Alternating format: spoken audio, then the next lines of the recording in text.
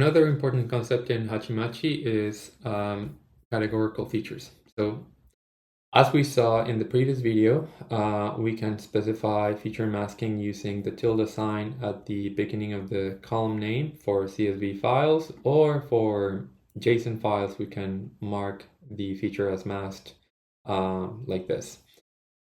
For categorical features, we can do this for JSON, or put a hash sign at the end of the name of the column that we want to mark as categorical. Now, what does it mean to have a categorical feature? If we compare MIDI channel to pitch, we can sort of intuitively understand that if we have two pitch values, let's say 60 and 61, 60 and 61 are going to be be considered to be closer than 60 and 67. So the proximity of those values is meaningful to take into account.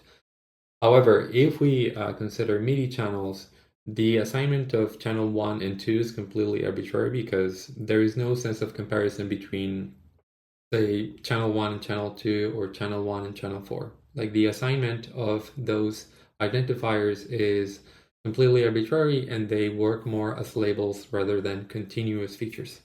So if you want to understand that better, I would suggest, again, reading this section in the documentation.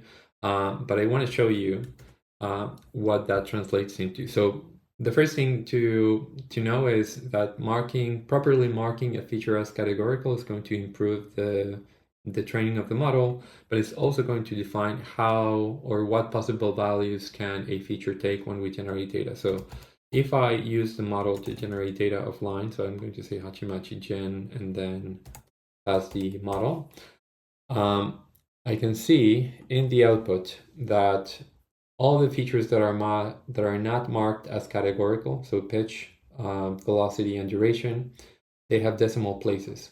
But if we look at the MIDI channel, it's always either 1 or 2, and that is going to ensure that the model is properly is giving us proper values for that specific feature. So this is something very important to take into account because I mean, in this case, it's quite obvious that we should be using a categorical feature for MIDI data, but depending on what data you want to use to train your models, you might want to sort of consider which of those features that you're using or that you want to train the model on should be considered, should be interpreted more as labels rather than continuous values.